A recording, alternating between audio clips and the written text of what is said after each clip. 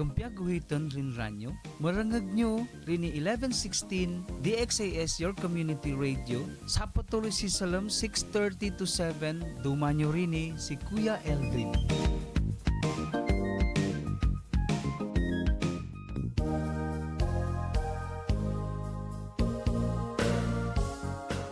Panyera, ko sa man to taase kon ese magagalamiton ta aregla to na dituyo bag. Anda ba to man camping?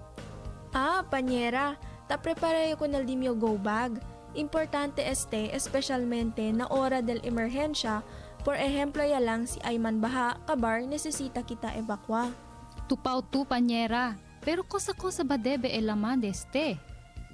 Importante kita kontene dito yung go bag mga essential items como el agua y ready to eat comida, preferable bastante para na 3 dia. No tamen olvida con el first aid kits, personal hygiene items como con el toothbrush, toothpaste y otros pa mga sanitary supplies. Asigura que tiene tamen tu flashlight, candela, lighter o posporo, whistle o pito, portable radio y extra batteries. Siyempre, no olvida ko na dituyo mga importante dokumento. Asigura que hindi este ay muha adentro del dituyo bag. Prepara tamen con el dituyo raincoat y botas. Pero panyera, pwede ba tamin nyo include sleeping bags, imanta, pati tamin mga kamisa? Si, basta asigura lang tu que hindi gayod bien pesaw dituyo bag. Para libyano lang si ay kargaya tu. Sige, preparaya tamin nyo con el dimio go bag. Kay mas bueno kel kumpiyansa kita kaya prepara kita. Kontra ay asusta kita, liga na ora kay palta di aton preparasyon.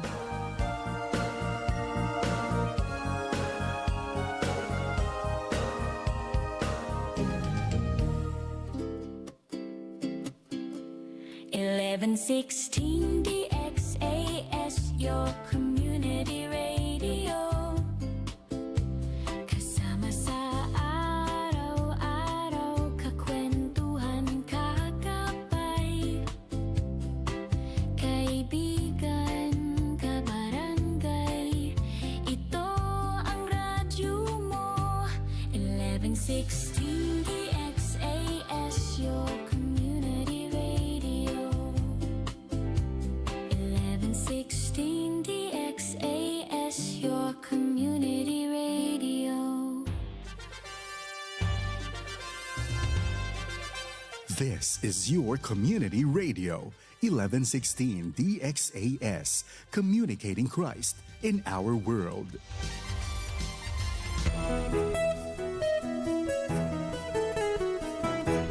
Kaibigan, kaya mong magtagumpay sa hamon ng buhay dahil may kasama ka.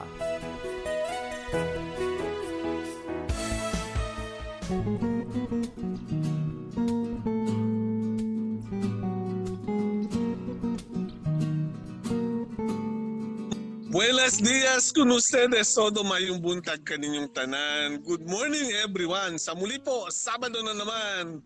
At makakasama nyo si Kuya Joas at si Kuya Carlo para sa ating palatuntunang May Kasama Ka. Today, meron tayong special guest. Hindi na to guest lang talaga dito sa ating himpilan dahil suki na to. Celebrity actually to siya. Celebrity lang ng SSS. Kuya Joas, bago tayo mag-umpisa, bumati ka muna, Kuya Joas. Magandang morning mga kaibigan. Sabi nga ni Kuya Carlo, araw ng Sabado, araw natin ito. Ako si Joash Kabalikat at kasama mo sa tagumpayan ng buhay na nagsasabing, kaibigan, kaya mo yan? Ikaw pa. Kuya Carlo, I'm very excited sa araw na ito dahil na-mention mo na may makakasama tayong representative mula sa social security system at dito mapag-uusapan natin ang mga concerns ng mga kapwa natin person with disability sa nasabing ahensya. Kuya Carlo, ang tanong ko, nagkape ka na ba? Ay, kanina pa kapatid.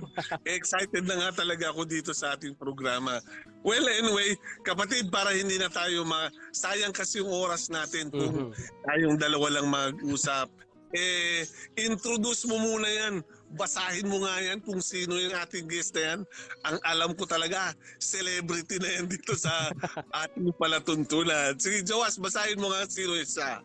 Tara, Kuya. Mga kaibigan, makakasama natin sa araw na ito ay isang Senior Communication Analyst for SSS sa Mindanao or West Division.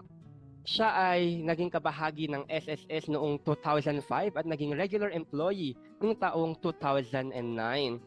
Siya ay officially designated bilang SSS spokesperson noong taong 2014.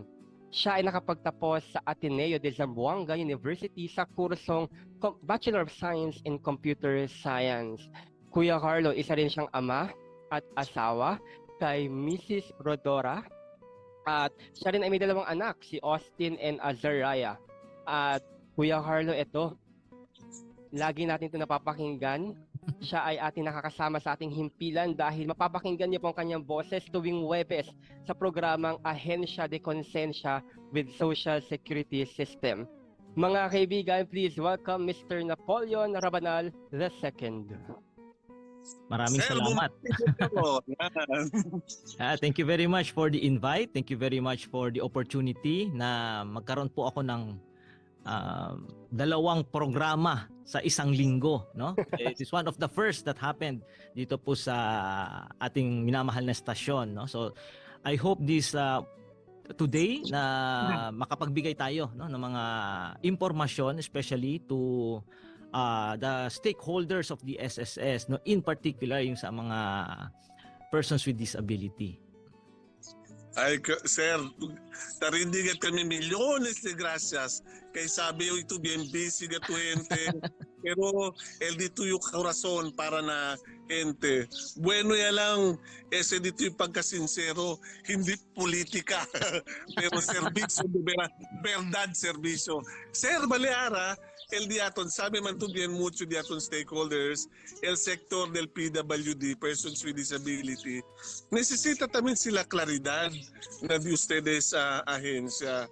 Pwede to dali ka namon el storya about SSS, tapos in regards naman para na diaton sektor ng persons with disability.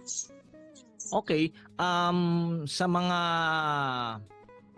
nanonood, nakikinig sa programang Ahensya de Konsensya every Thursday afternoon, marami tayong napag-uusapang mga benepisyo, no? And the benefits and programs of the SSS are hindi po bago. Ito po ay mapupulot saan-saan lang dahil may mga kasamahan tayo sa industriya ng media at saka sa social media rin na tumutulong para dali, no, el impormasyon na todo, no? But to sum it up, usa kita el palabra that the SSS or the Social Security System is the government's pension fund, no? It's the institution of the government donde tadali kita el benepisyo o ayuda pinansyal para na mga miyembro de este, no, particularmente aquel mga regularly contributing and partly also addressing the income loss, no, of these individuals na hindi to pwede trabaha por causa dito enfermedad, ya paritu, ya tiene tu edad, ya balda, etc., etc. So, to cut the long story short, SSS is there as a social security protection, no? At ang pagiging miyembro nito ang mahalagang bagay, which is being a member and means that you have to be contributing regularly to the SSS. At ito ay babalik sa iyo sa pamamagitan ng financial na tulong. At hindi lang po ito nakatarget sa mga kasamahan natin sa pribadong sektor, which is yan yung unang target ni SSS, no, na mabigyan ng social security protection yung mga manggagawa sa pribadong sektor. Because we expanded it to the self-employed community. Ibig sabihin, meron na tayong mga professionals, meron din tayong nasa informal sectors. Then we also expanded this to the kasambahay, we expanded this to the OFWs, etc., etc., no?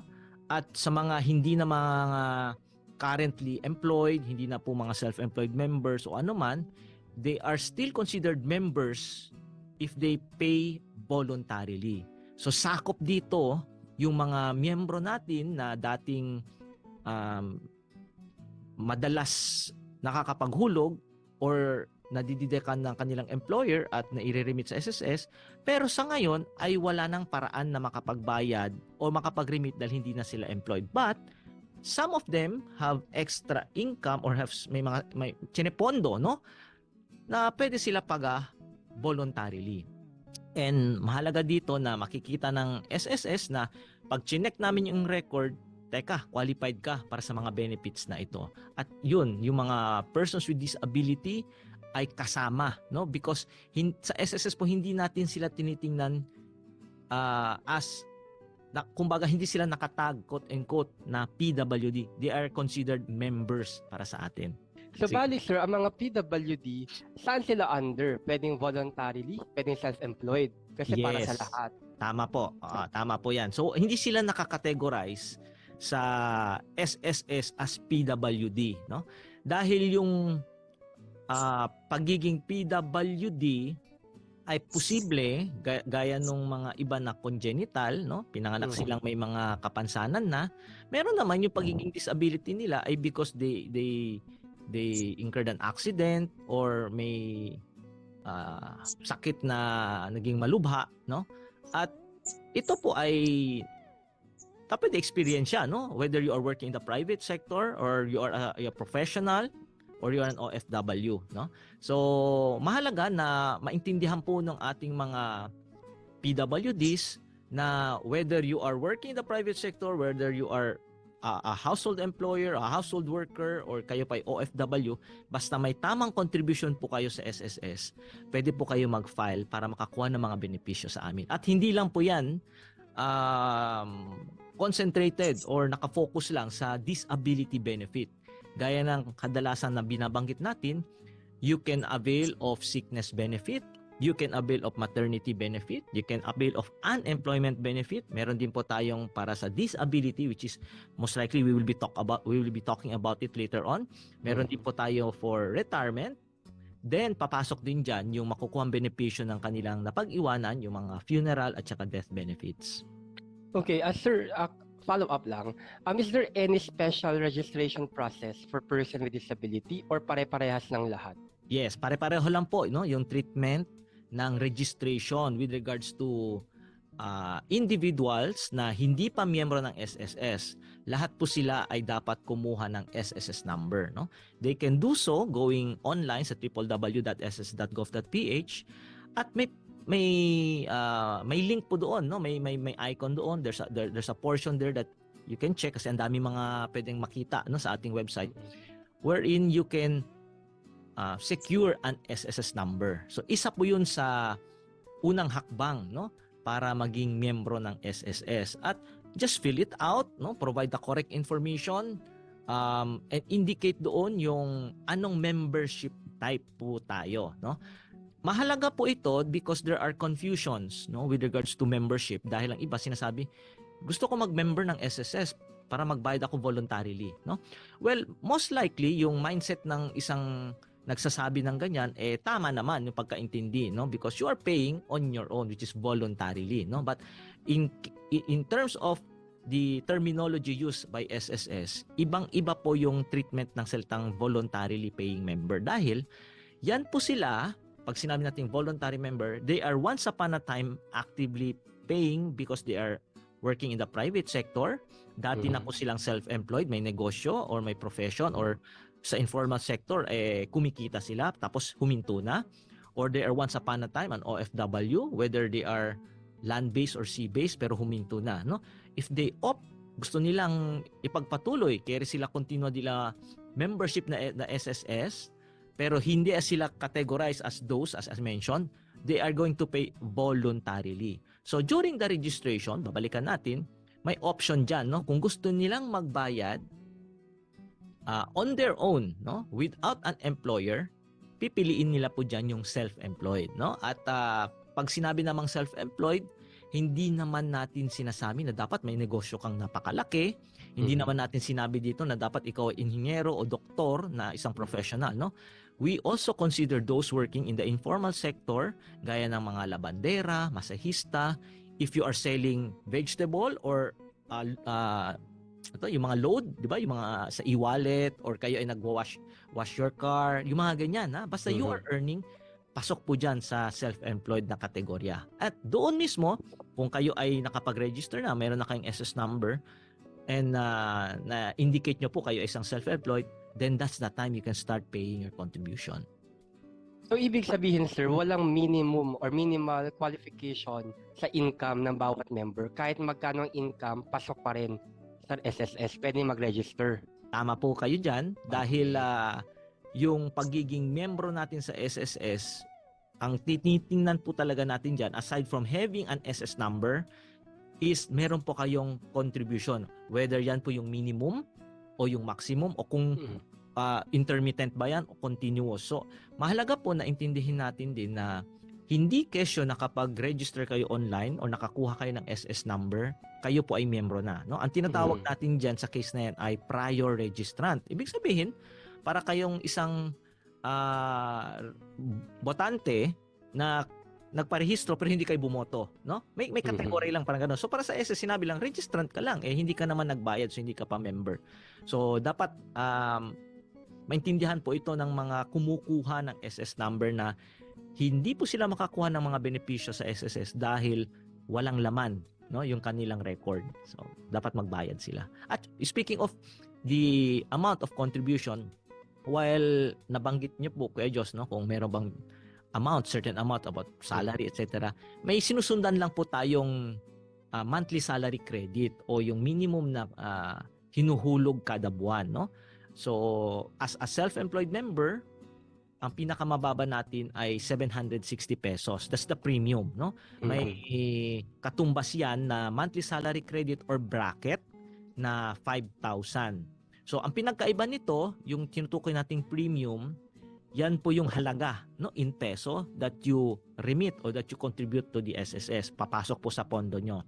Yung katumbas niya na bracket or the monthly salary credit, which is 5,000 in this case, ay yung datos na ginagamit natin para i-compute yung kanyang mga benefits. So, mahalaga na kung gusto nyong makakuha ng mas mataas na benepisyo, tataasan nyo rin yung inyong premium. So, tataas yan, tataas din yung bracket nyo, at kung mas maganda pa yung na ihulog nyo, ibig sabihin continuous, walang lapses, tapos naka-maximum pa, edi at the end of the day, if you compare it to those paying in the minimum, mas malaki po talaga ang makukuha niya mga benepisyo. Sir, nasabi niya may mga contribution na yan, no? Meron daw ba na contribution discount ang mga person with disability? Kasi di ba may PWD ID daw sila. So may discount din daw ba o dapat susundan natin kung magkano talaga ang dapat na hinuhulog kada buwan? Meron, naka-fix po talaga, no? Yung ating contribution table to a specific premium following that specific monthly salary credit or bracket, no? So sad to say, wala pong discount, no, para sa mga PWD po natin, no, kasi kanyan paano ko ba sabihin, nasa batas yun, nasa batas siya na ito talaga yung amount niya, no. Hindi po siya tulad nung ating mga ticket, no, may mga discount or medicine, etc., no. Yan po ay sakop ng ibang programa ng ibang ahensya ng gobyerno. Pero sa SSS, may mga tinatawag naman tayo, although siguro para makatulong lang na madagdagan natin ng impormasyon, meron po tayong tinatawag na Contribution Subsidy Provider Program, no, or SPP. Ano ito? It might not be directly related to individuals sa disability sector natin, sa mga persons with disability, but the concept here is that if there are organizations, si Cheneman mga negosyante or opisina de gobierno or NGO na let's just use the term that are blessed financially, tapos gusto nilang ibalik sa community yung natanggap nilang blessing sa Panginoon, pwede nilang sabihin, teka, masyado tayong blessed, dapat i-share natin ito. They can apply for that Contribution Subsidy Provider Program sa aming opisina para mamimili sila ng isang grupo ng individual, whether farmers, fisher folks, pensions with disability, pwede silang mamili ng mga street sweepers, inyan. Tapos sila mismo ang magbabayad, isa-subsidize nila. So may programa po ang SS na ganyan, no? Minimum of 6 months at pwedeng tumaas pa ng kahit ilang taon for as long as doon po sa napirmahan nating kontrata or a MOA between SSS and that particular organization na gustong mag-subsidize, ma-maintain po nila, no, yung amount na dapat i-subsidize nila. So most likely, if there are sectors in the community, particularly the PWDs, tapos may mga politiko, gamitin na natin, may mga politiko nagsusupport sa kanila, may mga NGO, isang paraan po ito na mas maganda pa kaysa doon sa discount na tinutukoy natin because they are subsidizing already for them. Sir, bale, Senator nyo unong pregunta, sir. Naese kung minato, kita mga hermanong PWD, tapaga sila. Después, enfermoso sila. Kasi, sa Down syndrome sila, el parents nila, prinsipya paga. Mientras joven sila. Kabar cuando ya queda sila, adult, and sina, enfermoso ya. Akil tabla kita, Juan, sickness benefit, bakil? Kwanto beses kailangan nyo? Kahit Chenebes, isa di atong mga hermano na PWD, enfermoso ya. Yes. Si Chenebes na mga dosa na unaan nyo, mga 4 beses sila taman ospital. Kwanto beses sila pwede man avail ko nese? Okay. Bonito kasi dito yung pregunta, Pas, no? Entra si Ali, el beneficio talya makita ko sa mention na the sickness benefit of the SSS. As part of the introduction I mentioned earlier, Yablayo, income loss replacement, no? Cosa tadale el SSS as benefit. Kaya this year, como kita aquí, habla kita na industriya de media, no ito pwede trabaha por 1 semana, 2 semana. No work, no pay, no ito entrada, no? No ito ginansya, no ito income.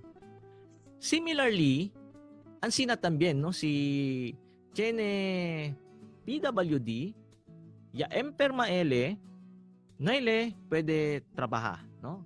Let's just use it loosely aquí, el word trabaha. Kaya this year, for that particular period, naile ko sa resibi, no? Sweldo.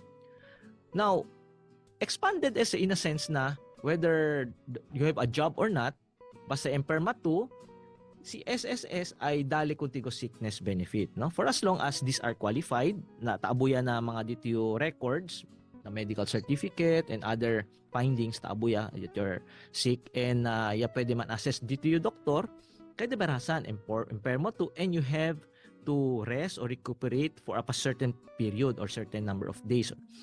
Now, how many times? It depends, no? In a year, pwede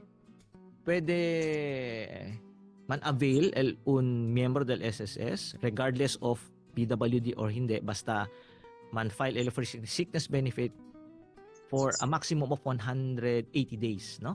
So naunaan nyo maximum ya so abla kita emperma to for 1 month, okay, then after few months empermetamen to otra vez, okay lang, you can file as many sickness benefit as you'd like.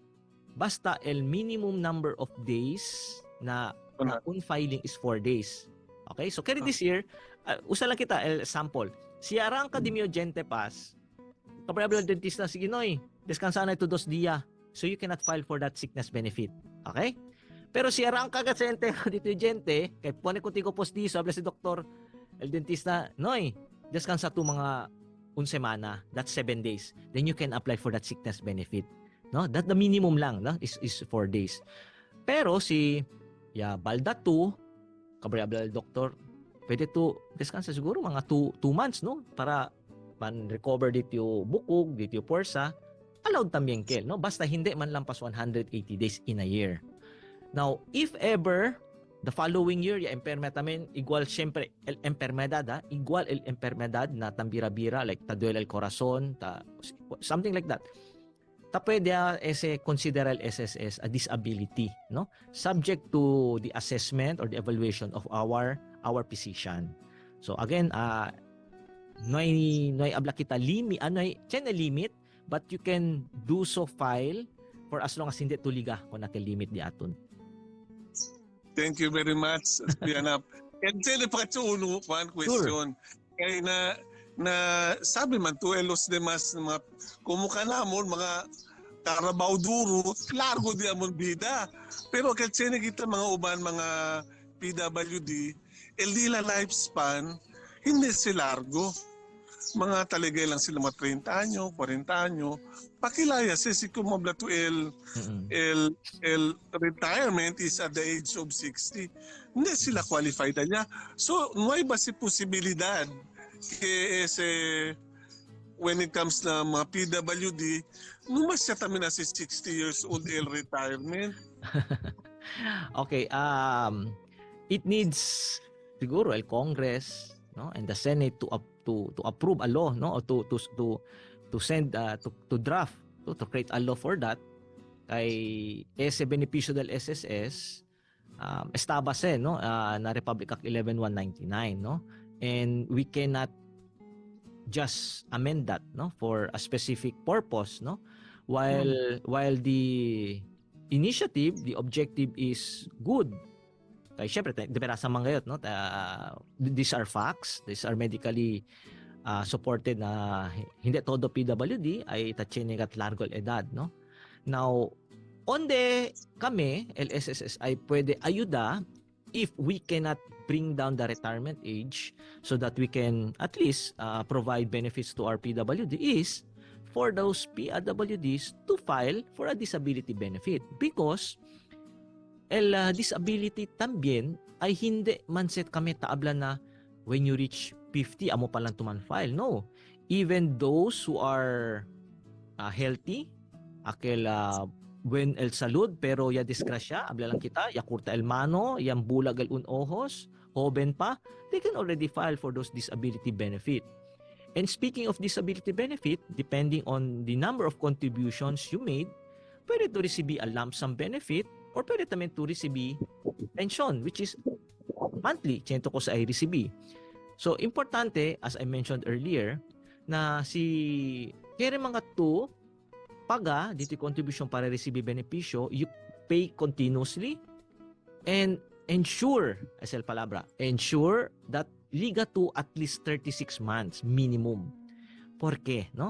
Bakit mahalaga na may at least 36 months or 3 years ang contribution ng isang member? Because below that, no, si man-file man to disability benefit, lump sum lang to receive.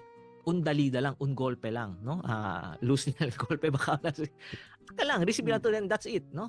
But if you contributed 36 months or more, pwede to receive monthly pension. And speaking of monthly pension na disability, dos bilog también ese, no? There is what we call the partial permanent disability and there is the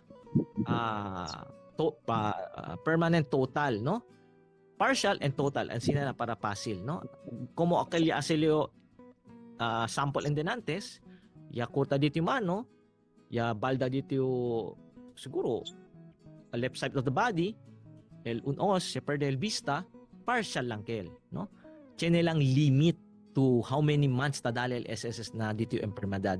But if you lose both eyesight, both hearings, no? Or dos mano, ya kurta, total ya, because you cannot already work, no? That's the idea, di ba? And nanti mention na kita, income loss replacement. So, you will be receiving lifetime pension for that. So, maskin hindi ya tuliga retirement age, hindi man kita roga, but if there are cases that will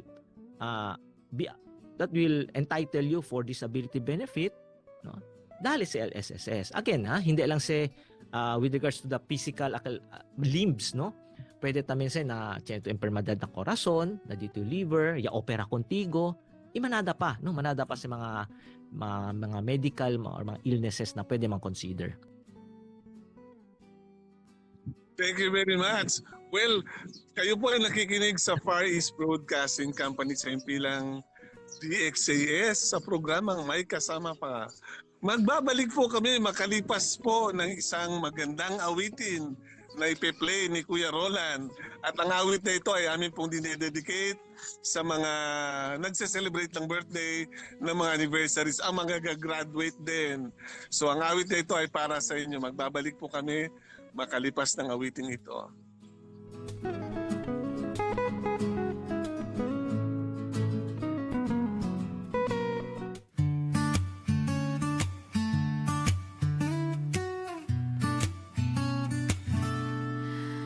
Bakit ako ganito? May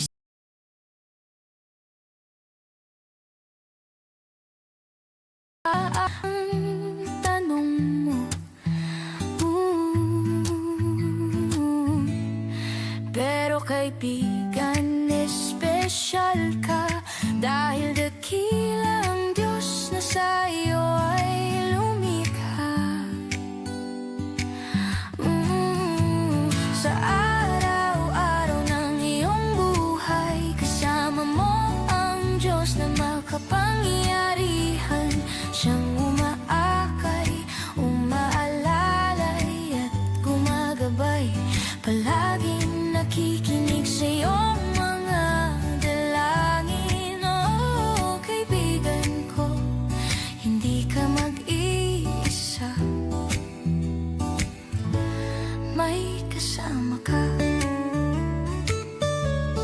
may kapansanan, ang turing sa'yo ng lipunan. Oo, yan ang katotohanan. Pero kaibigan, espesyal ka dahil dakilang Diyos na sa'yo ay lumikha. Sa araw-araw ng iyong buhay, kasama mo ang Diyos na makapangyarihan. Siyang umaakay, umaalalay at gumagabay, palaging nakikinig sa iyong mga dalangin. Oh, kaibigan ko, hindi ka mag-iisa. May kasama ka, huwag magpatalo. Sa mga pagsubok may nagmamahal sa'yo at may pag-asa ka kay Kristo.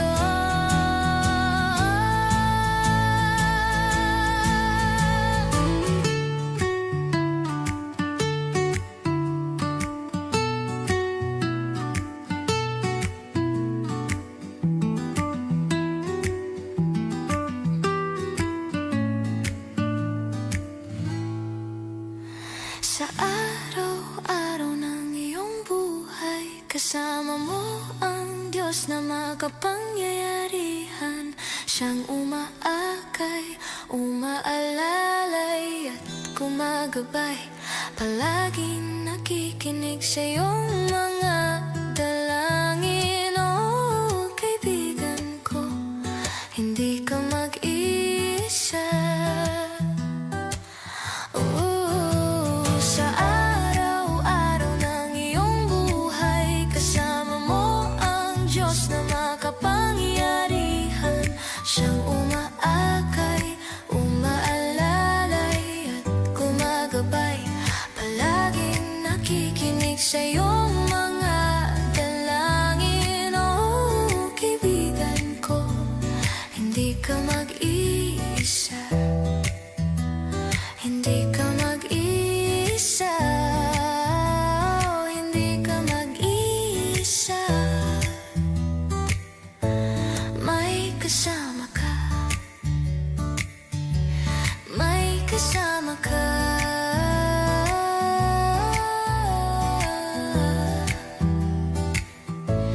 May kasama ka.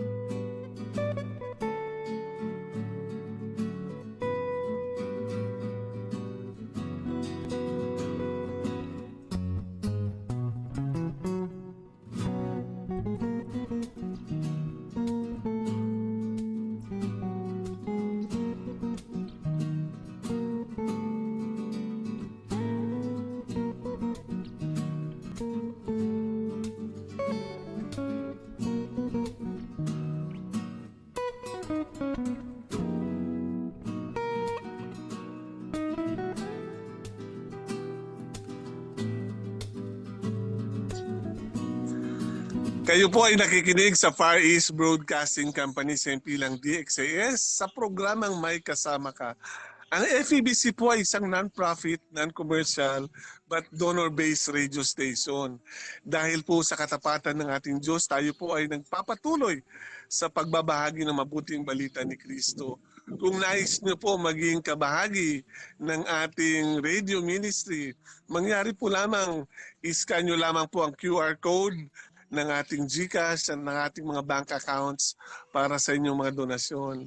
Kung nakapag-donate na po kayo, pwede po i-notice nyo lang kami, mag-text lang po kayo para ma-acknowledge namin ang inyong donasyon at inyong generosity. Maraming salamat po sa inyong mga partnership sa amin at God bless you po. Well, sige po, nagpapatuloy tayo at masarap ang usapan natin kasama si Kuya Nap, ang ating kapatid na Kuya Nap, yung pong kanina na pag-usapan natin. Akel tabla to enante kel mga partial disability o permanent disability. El doktor kel del SSS man signify si qualified to konakel no. Yes, Correct ba? definitely, no, na end del SSS el final say, no, si qualified to con este mga benepisyo. But sige lang, continue lang 'yon, no. Let's put it this way, no. Tiene miembro del SSS ay man file for disability benefit. So, cosa le debe hacer, no? Most likely amo kasi gindamang kiti ali, no.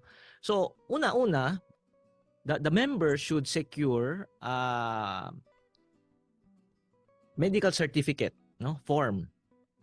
Estaba sina di aton opisina or they can download it, no, from the website.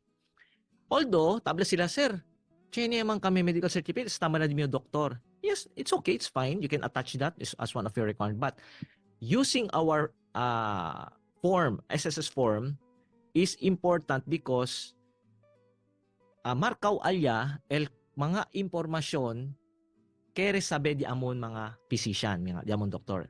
Markaw alya, indikaw tambien alya, al cosa kami debe saka para man encode. Okay? Na medical form, medical certificate form, importante el miembro man fill out this SS number and this nombre. That's it, no? Dahil sa elin na this physician or ken man el ta check ka konele, el ken man taagara konele, no? Whether surgeon ba se, no? Or na corazon, no? etc., no? His or her doctor now will fill out, no, all the necessary information. And este form, medical certificate, is usually, no, not usually, it's the only form na consistent na tadali na di amon opisina. Attach ali el mga records na relevant na enfermedad dakil miyembro, no? Kaya rin sir, si na corazon, siguro 2D echo, something like that, no? Or si abalda to, mga findings dahil dito x-ray. But ang importante ali, if you got confined in the hospital, tapi di se kami el medical records of the hospital, pero chinikat si ali certified true copy, no? We will not receive documents na no certified true copy because of course manadakat no izquierda derecha el mga scammer di aton and tan connive and uno se so we can prevent the fraudulent claims being filed at the SSS. So, sa madaling salita, yung medical certificate and the attached documents which are the medical records, medical findings should be submitted to the SSS. Amos el pinaka-importante ali. Now, our office, chinitami kami physician, no? Sabi to Kuya Josh, pass, no? If ever lang, no? Komot ko sa tadali sample and denantes, iyo hindi na yung enfermedad, abli lang kita. Pero chenyo ko no si mga doktor. Abli ko, Dok, Brad, kasi mo kumigo certificate kay ya chenyo enfermedad na corazon. Di ba, mabarkada kami. Pwede kay Lele ase. Abli, sige, medya kita si chenyo ko sa recibe. See? So, asele ko nese, and I'll submit it to SSS. I can have a representative do it. No? Pwede yung hindi anda na opisina. Amo sa importante na chinitami kami doktor because hindi every time abla el doktor apuera na qualified to man file to good se. kami, el takeda check and balance, no? Di among doktor. We have to check that. Siya po nito alya opera contigo, kabar na ito abuya na opisina, manduda kami. That's why there are times that we request the member to visit our office for a PEI or the physical evaluation and interview, no? And pirikuta kami, no? Pirikuta si Doc di amon. Kusakot digo pera pakilaya on deto. Then abla to akise na atras akise na di mo bariga. Then check ya kami ansina, no? To really prove na deberasan da you underwent that operation, no? So mahalaga dito na yung mga sinasubmit sa amin tama. Because once we review that, our doctors, our physicians will review that, pwede kami man-determine whether we can still give you a sickness benefit or hindi to qualify the sickness benefit, we can elevate it to a disability benefit. And Akipas and Kuya Josh, the disability benefit, hindi lang sa abla. That's it ya. Okay. Ending yan, no? Tiene pa si kami talya mga percentage of ratio of the disability. For example lang, no? Layman's term. Let's divide our body into 4 quadrants, no?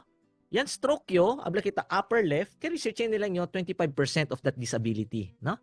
So si chene man nyo ko sa receive beneficio, example lang, pero theoretically lang te. If ever I have to receive 10,000 pesos monthly, if, kaya research si 25% lang di mo disability, kaya research, receive lang nyo 2,500, something like that, okay? Kay partial lang kel. Pero si entero corpo di mio, disabled jayo, stroke yagatyo, hindi mild, kaya this year, 100% of that new corpo is disabled and I can get 10,000. Something like that, ha?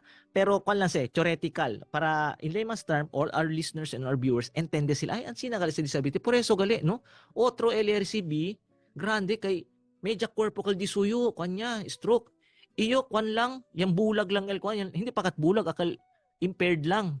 Jutay, por eso gali, no? Kay small portion lang of that disability. So, yun, pag hindi naman nakakapunta yung ating member para magpa-check up sa aming doktor, kasi ni-request namin, base sa sinabit, uy, ganito pala, sige nga, halika nga, i-check up ka namin. Kami mismo ang magi-schedule ng tinatawag naming domiciliary visit. Okay? So, take note, ang SSS po ay may ganitong programa na kung saan si doktor, kasama po yung aming mga nurse or kung sino man na kailangan na sumama, pupunta at bibisitahin po natin, no? Yung itong membro natin, kung siya man ay incapacitated, hindi na makabangon, nakahiga na lang, or nasa institution man siya ng mga home for the elderly ba, or sa mga prison, di ba? Kami po ang bumibisita, no? And we assess that, and once sabi ni Doc, okay na ito, okay na to para sa akin. Partly naman approve yan because we internally meron din kaming check and balance. Once na aprubahan ito ni Dr. 1, ipapadala namin ito kay Dr. 2. Parang second opinion, kumbaga. At once na umokay na rin si Dr. number 2, papasok na ito, no, na settled or na approve, and we will soon settle it as per approval ng processing center namin. At pag na-approve na ni processing center namin, makakakuha na ng benepisyo yung ating member na nag-file ng disability benefit doon sa kanyang in-enroll na disbursement account. Okay? So sa madaling salita, there's an online activity or things that our members should do para naman maitag yung kanyang membership sa SSS para doon sa kanyang disbursement account. Yung disbursement account naman po yan, yan po ay bank account, yan po ay e-wallet, yan naman po ay ibang paraan na kung saan pwedeng i-deposit, no, yung ipapadala naming bayad or benefits doon sa bangko tapos i-credit sa inyo. Okay? So, walang. Ang importante lang dyan is maintindihan ng members natin na once approved ng SSS yung inyong final, hindi agad-agad kayo ay makakakuha ng benepisyo dahil ito ay idadaan namin sa channels, na. So sa bangko mo, tapos yung bangko mo ay i-credit na naman, no? Hindi directly si SSS nagke-credit. So yun ang mga mahalagang bagay na dapat malaman nila. Kuya Joas, baka meron kang itanong? Opo. Sir Nap, ang tanong ko naman po ay, yung dun po sa stroke, for example, yung one quadrant lang. So that means 2.5. Paano po pa nag-progress after couple of months nag-progress? Naging half na yung kaniyang stroke. Ibig sabihin, tataas din yung pension niya?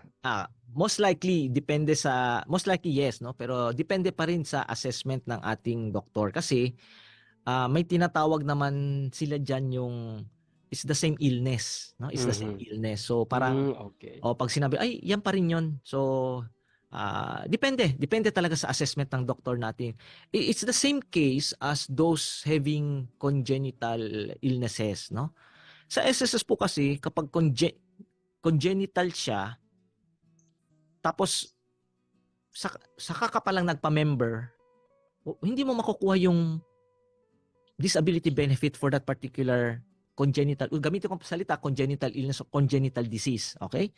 Kasi nga, nandoon na yon before ka pa naging member ng SSS. Okay? So, walang makukuha. Kawawa naman, di ba? Sabi nila, kawawa naman, sir.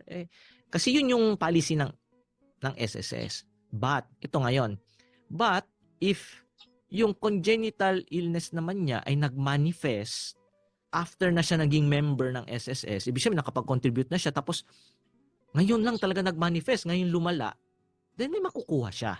No? May makukuha siya sa SSS dahil meron na siyang nagpa-check up na siya, di ba? May mga findings na additional, may mga documents. Pero gaya nung sinabi ni Doc sa akin na if ever, like yung mga polio, di ba? Talagang nandoon na yon at wala nang paraan na para sabihin na mas lumala pa siya. Or yung pagkapanganak pa lang bulag na, no? Wala silang makukuha. But sabi ni Doc, pero may mga cases na bigla duele el corazon, chinegali ansina, then upon check up sa pagkabata pa pala may ganun na pero lumala lang sa ngayon, no, sa ngayon. At doon may makukuha silang disability benefit. Sir, tama po, may pagkakaintindi ko na para na rin sa kapakanan ng mga nakikinig sa atin. For example, ako na lang, visually impaired. Tapos, member ako ng SSS. And then, couple of years after, nag-worse yung sitwasyon, sabi natin, naging totally blind ka, may benefit ka pa rin ba nun? Yes. Yan yung tinutukoy ko, no? Yung na kahit congenital siya, pero it worsened, no? Or talagang siguro pwede naman pwede nating sabihin na related pero ibang sickness na siya, no? Parang paano ba yan? Paano ko masabihin? Siguro parang lumala siya pero hindi na yun yung part ng body mo, no? Parang naapektuhan yung iba, no? Something ganon. So may makukuha po kayo, right?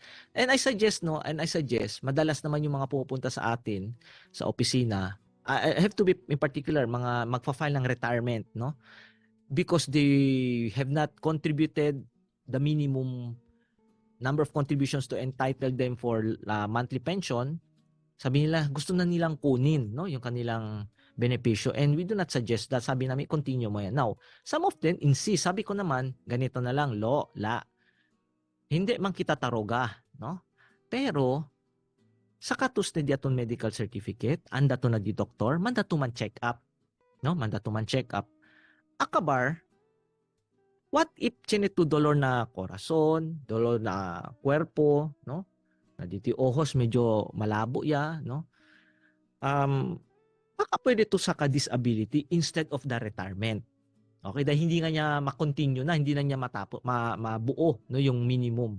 So, ganun din yung concept na meron na tayo doon sa case mo, Kuya Josh, na let's just try, no, to have your doctor assess, no, pa-check up ka uli. Tapos, pag may nakita talagang finding siya na nag-worsen or bago, ipa-fill up doon sa form, then you submit it to our office para naman magamit natin, no, yung hinuhulog natin sa SSS. Kasi, yung nangyayari sa mga iba is ang alam lang nila pag sinabing SSS ay loan at saka retirement.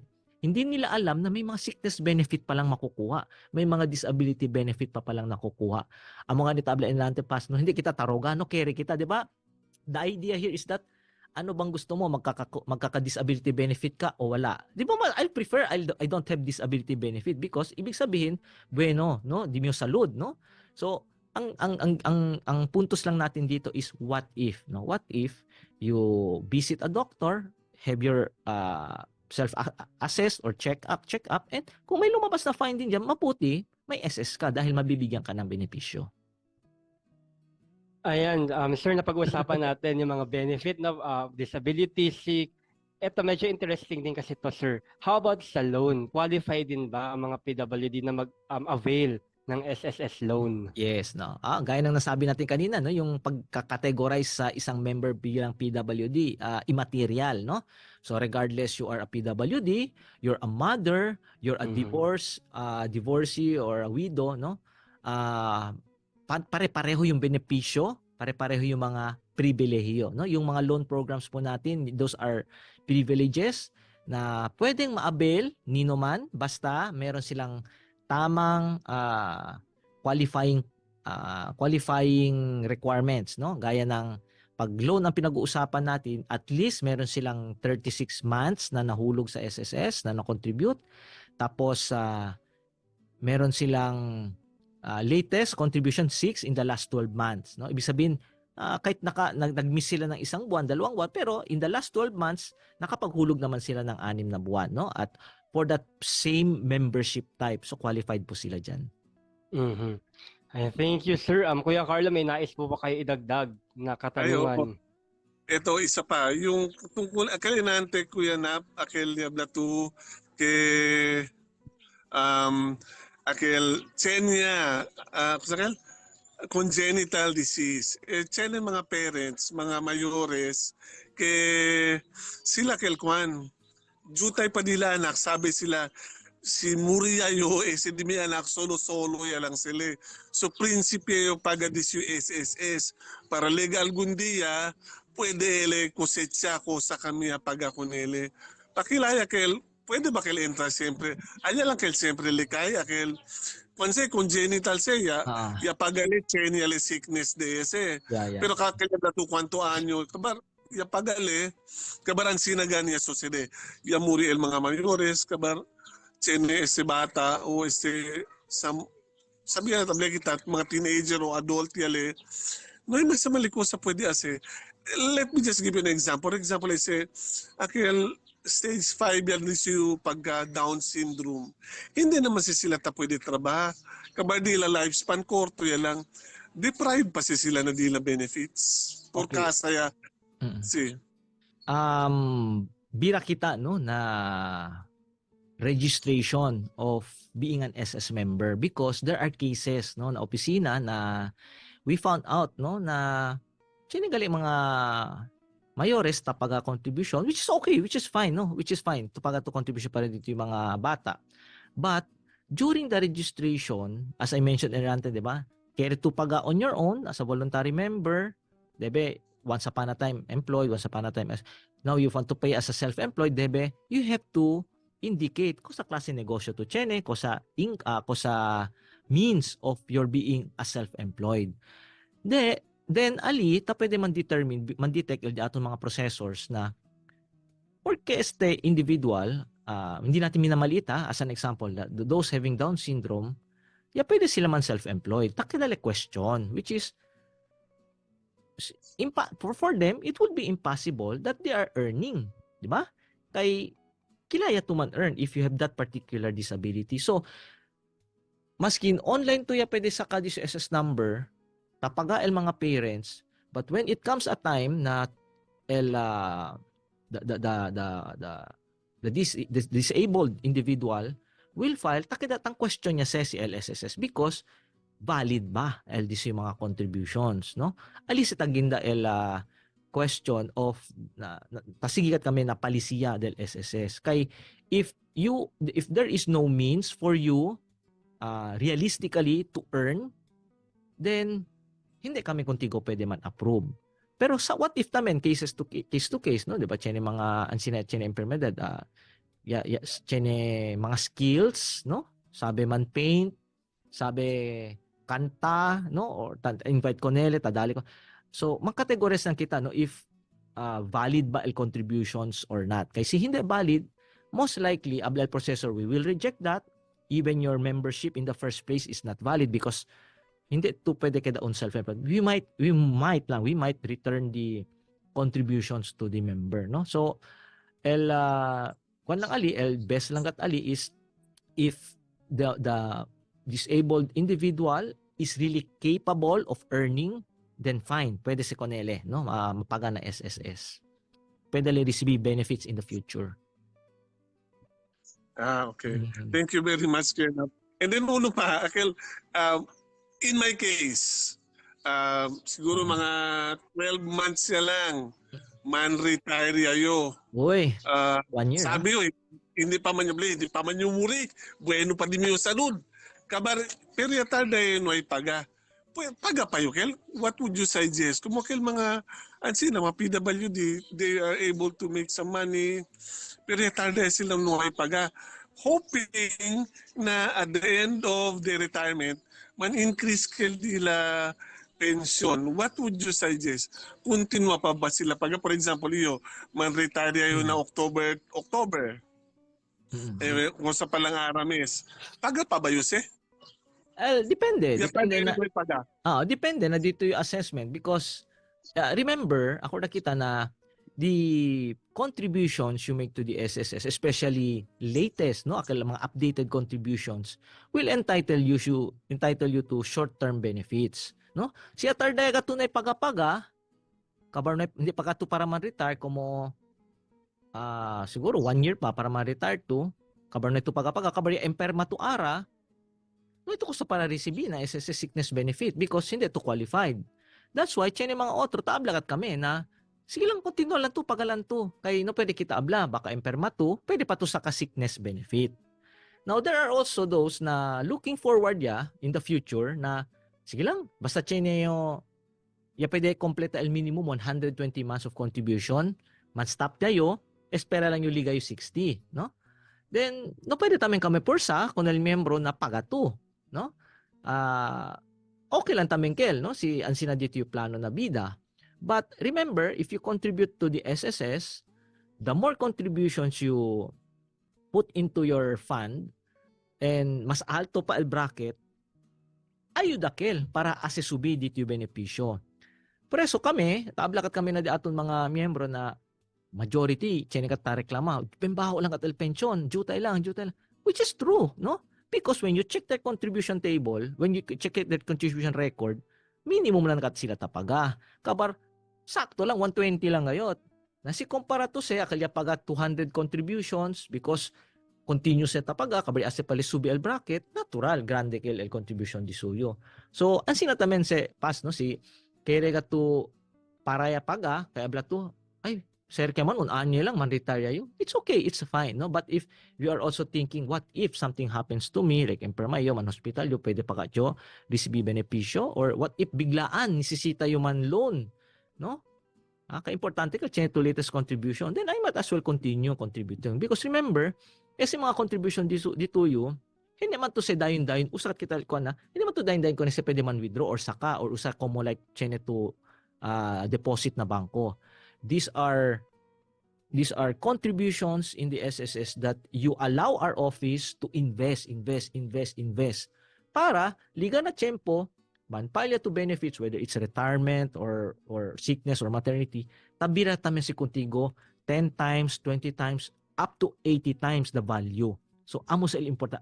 Amo yung iisipin talaga natin na, ay, gali, no? Investment naman pala talaga ito. Hindi lang naman pala ito parang sa bangko na investment kuno, pero ang makukuha mo lang naman is point something na ba percent, tapos may deduction pa. So, yun ang mahalagang tandaan natin na yung contribution natin, whether konti na lang ang idadagdag mo dahil magre-retire ka na o hindi, contribution pa rin yun na that will factor in when you file already for your benefits. Wow, thank you very much. Joas, ikaw, meron kang gusto pang itanong? Yes, Kuya Carlo, no, bilang pagtatapos dahil very limited na lang natitirang oras sa atin. Sir Nap, ang tanong ko na lang ay, ano po ba ang mga hakbang na ginagawa ng ahensya para mas lalo maging PWD friendly ang social security system, yung facilities, yung venue na yan?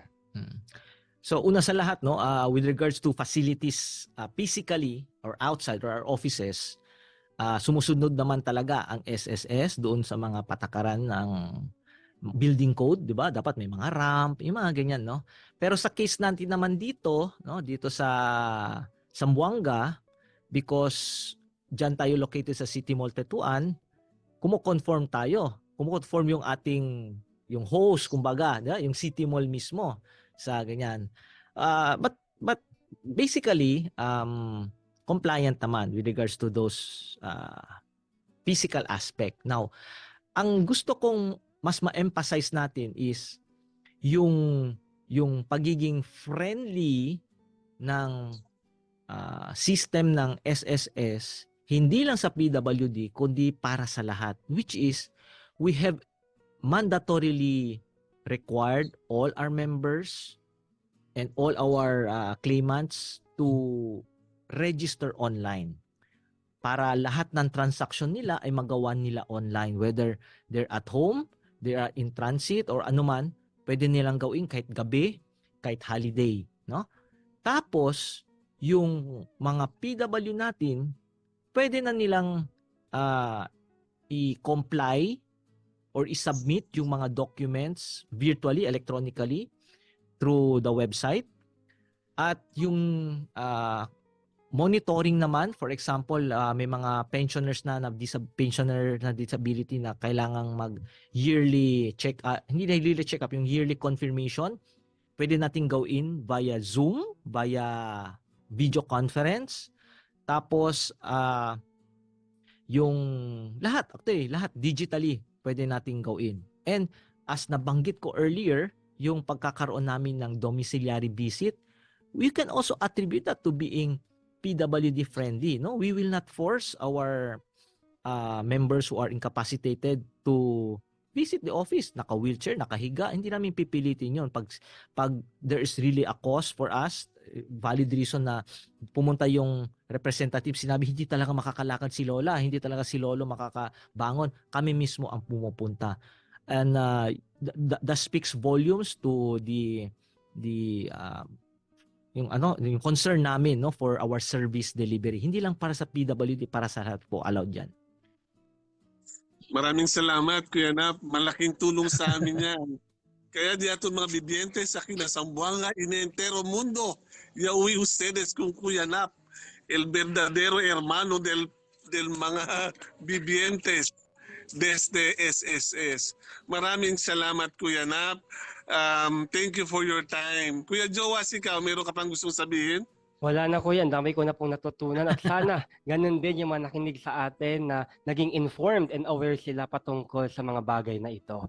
Muli maraming salamat. Nakasama po natin ang Senior Communication Analyst ng SSS Mindanao West Division, Mr. Napoleon Rabanal II.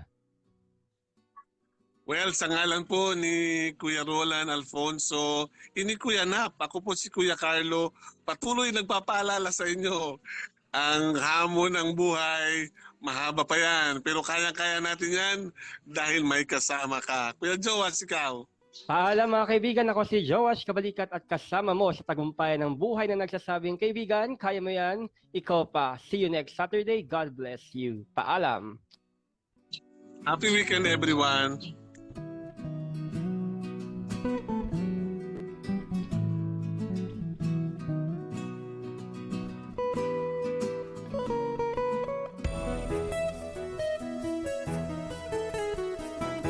Inyong napakinggan ang programang May Kasama Ka.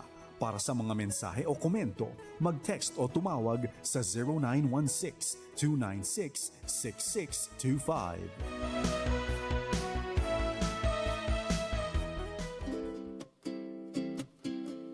11:16 p.m.